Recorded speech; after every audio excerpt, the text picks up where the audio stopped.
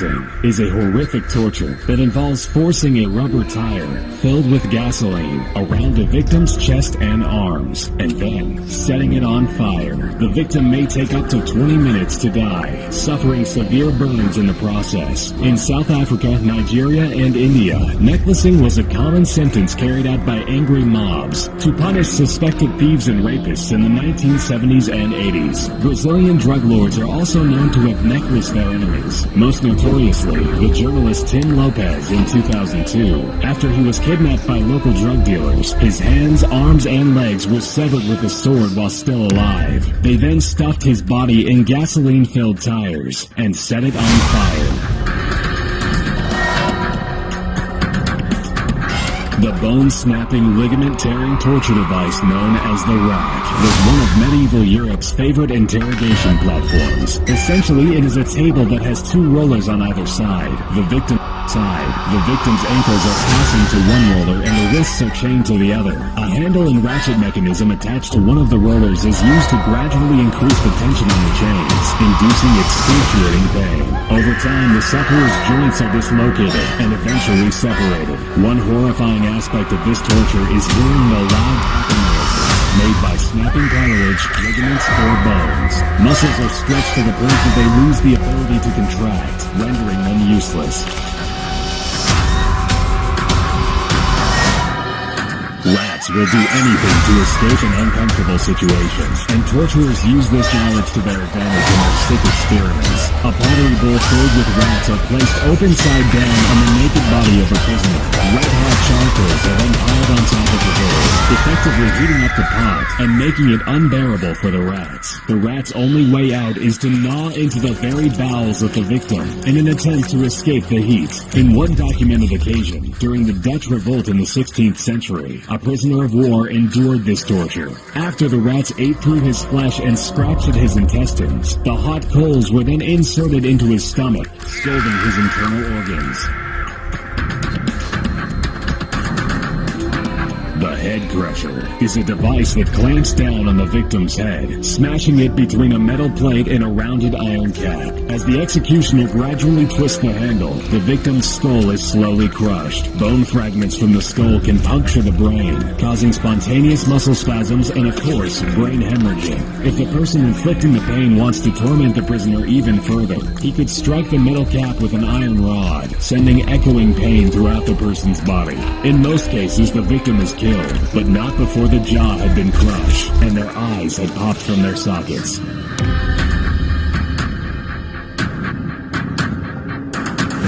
Telephone was an electroshock apparatus used in Arkansas Tucker State Prison in the 1960s and 1970s. Inmate doctors would use this torture device on unruly prisoners. The device worked by placing a ground wire around the big toe of a prisoner while clamping the hot wire to the person's genitals. The wires were then hooked up to a telephone that had been modified to send electric shocks. As the phone was being cranked, piercing electrical currents were sent throughout the prisoner's body. In prison cell, a long-distance call was a series of electric shocks in a row. Any inmate that passed out from the experience would be splashed with cold water and shocked again, intensifying the agony.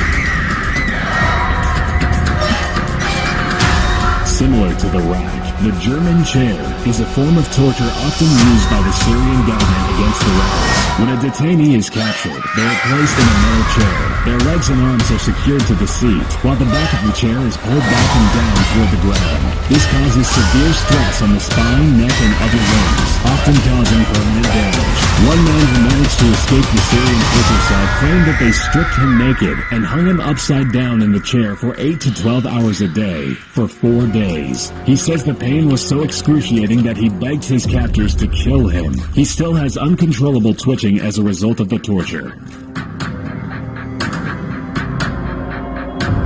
Flaying, also known as skinning, is an old torture that dates back to 883 BC. It involves different methods to remove the skin from the victim's entire body. The most common form of flaying is to use a knife, inserting the sharp blade just below the chin. The cuts start at the face and work all the way down to the toes. In some cases, the skin would be taken off in small sections and be performed slowly until completely done. What's left is a still living person with exposed muscles, ligaments, ligaments and bones, but the face skin still intact. A person could live a few hours up to a day after the skin removal process. Another method involved being severely sunburned and then having the skin peeled off. Lastly, captives would be placed in large cauldrons with only their heads sticking out. Then hot scalding water or oil would be poured inside, boiling their skin away.